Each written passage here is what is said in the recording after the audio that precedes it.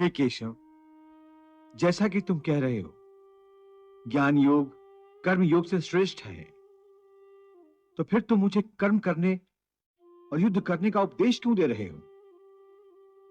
मुझे संहार करने की प्रेरणा क्यों दे रहे हो? पार्थ, मैंने ये तो नहीं कहा कि ज्ञान योग कर्म योग से श्रेष्ठ है। मेरे कहने का अर्थ ये नहीं था। तुम्हें धोखा हुआ है।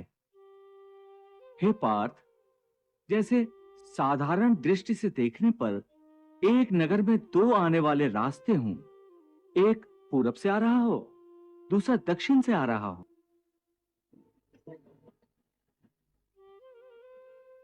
परंतु जिस तरह वो दोनों रास्ते अलग अलग दिशाओं से आते हुए एक ही नगर में पहुंचते हैं,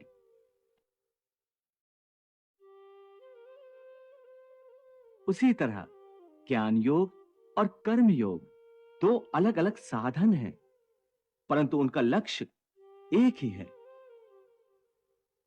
और दोनों मार्गों से साधक ब्रह्म को ही पाता है।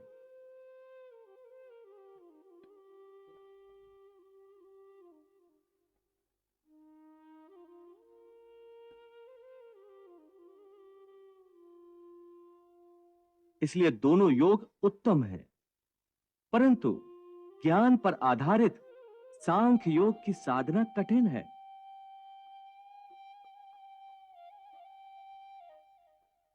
इसके मुकाबले कर्म योग की साधना आसान है।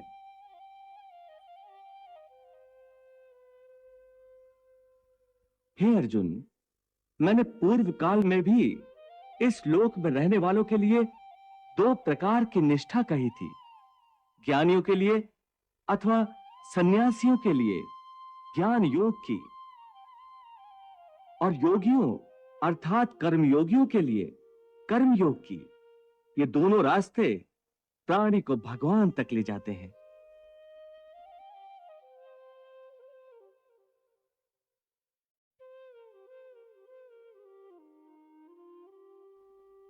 लोके अस्मिन् द्विविधा निष्ठा पुरा प्रोक्ता मया नघ, ज्ञान योगेन सांख्यानाम कर्म योगेन योगिनाम। कर्मों के स्वरूप से त्याग हो ही नहीं सकता, क्योंकि कोई भी प्राणी क्षण मात्र के लिए भी बिना कर्म किए नहीं रह सकता। सभी लोग प्रकृति से उत्पन्न हुए गुणों द्वारा प्रति क्षण कर्म करने पर मजबूर हैं। इसलिए जब प्राणी कर्म करने पर विवश है, तो उसे चाहिए कि कर्म इस प्रकार करे जैसे कोई यज्ञ किया जाता है।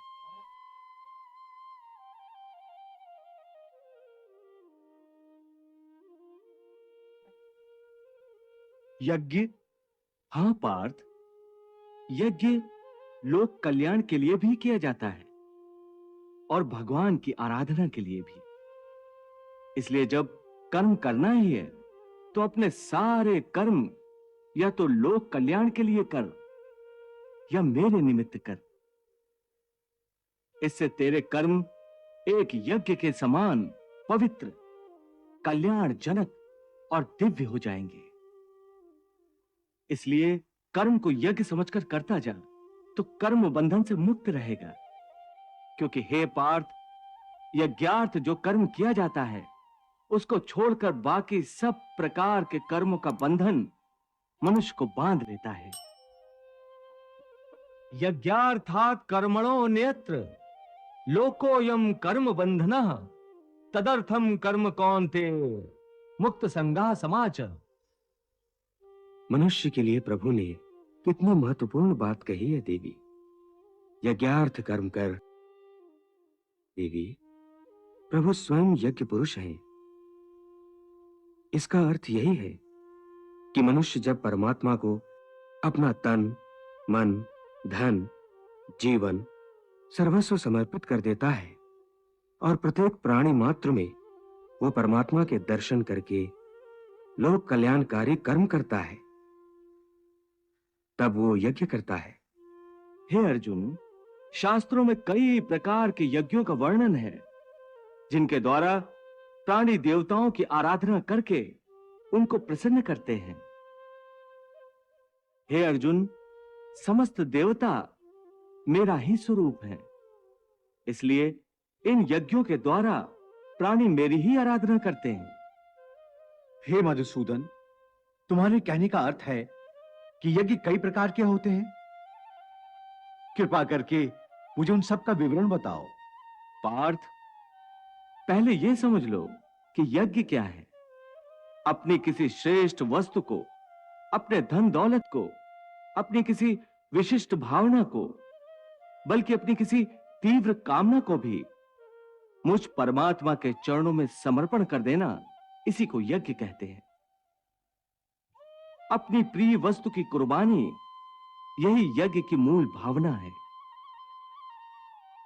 इसीलिए शास्त्र कहते हैं कि यज्ञ में आहुतियां देने के पश्चात जो अन्न बच जाता है, उसे खाने वाला मनुष्य सब पापों से मुक्त हो जाता है। और जो लोग केवल अपना ही पेट भरने की ही भावना से अन्न पकाते हैं, वो तो पाप का ही भोजन करते हैं। हे केशव, यज्ञ के बारे में आम धारणा तो यही है कि अग्नि जलाकर अग्नि कुंड में आहुतियां देने का नाम यज्ञ है। परंतु हे माधव, तुम तो कहते हो कि जन कल्याण का कोई भी कर्म यज्ञ है। अपने किसी प्रिय वस्तु का बलिदान अथवा त्याग भी यज्ञ है। इसका अर्थ क्या है?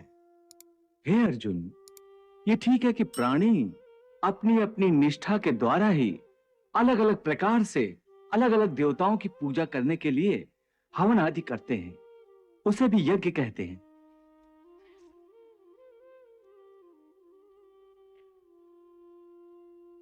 और कुछ लोग परम दानी होते हैं, वो अपने धन आदि का दान करते हैं, वो भी यज्ञ है, उसे द्रव्य यज्ञ कहते हैं।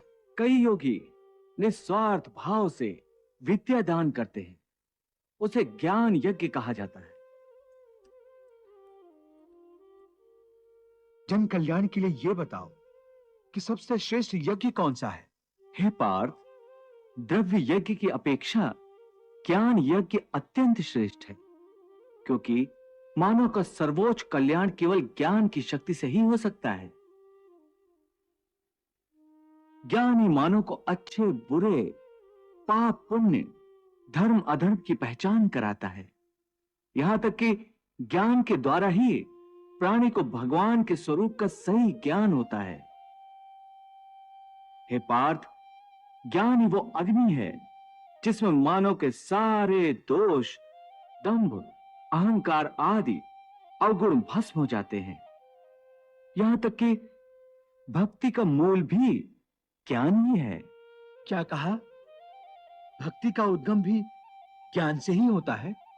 हां अर्जुन, ज्ञान के पर्वत की चोटी पर पहुंचकर ही मनुष्य को यह ज्ञान प्राप्त होता है कि ज्ञान पर्वत की चोटी से बहुत ऊपर वो निर्मल आकाश है जहां भक्ति का राज्य है।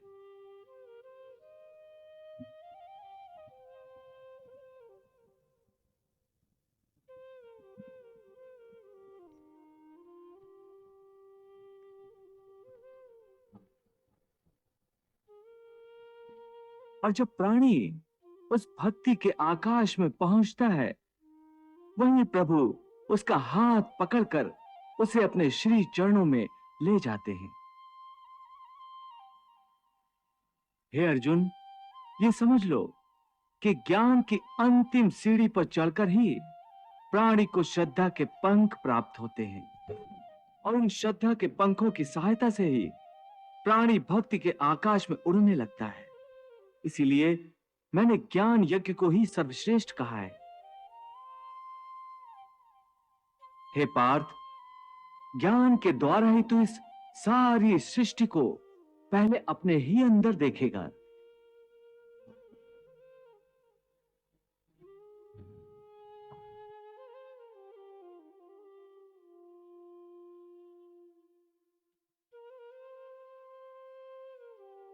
और फिर वह सब कुछ तुम्हें बस परमात्मा के अंदर ही समाया हुआ दिखाई देगा।